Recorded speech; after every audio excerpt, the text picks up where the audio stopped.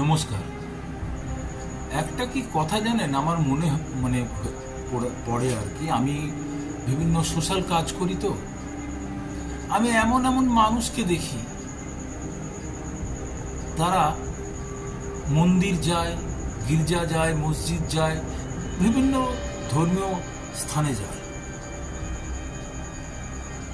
কিন্তু তাদের বাবা মারা কিন্তু বৃদ্ধাশ্রমে, বা বাবা দূরে থাকে, মা কোথাও নেই, এইরকম একটা পরিস্থিতির মধ্যে কিন্তু তারা থাকে। কিন্তু তারা সকাল হলে বিরাট একটা পুজোর আয়োজন, পুজো করতে হবে, মন্দিরে যেতে হবে। আমার কি মনে হয় জানেন,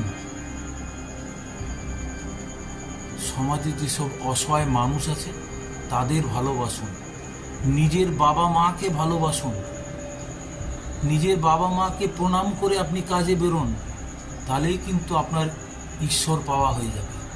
ওই ঘটা করে গিয়ে মন্দিরে দাঁড়িয়ে পুজো দেওয়া, আর বাবা মা দূরে, বাবা মার সঙ্গে কোনো সম্পর্ক নেই, আর আমি মন্দির মসজিদ গির্জা করে বেড়াচ্ছি, এটা আমার মনে হয় না, আমার আইডিওলজিতে মেলে না। আপনাদের কি মতামত? আপনারা আমাকে জানান কমেন্টে, আমি কোথাও ভুল বলছি কিনা। ধন্যবাদ।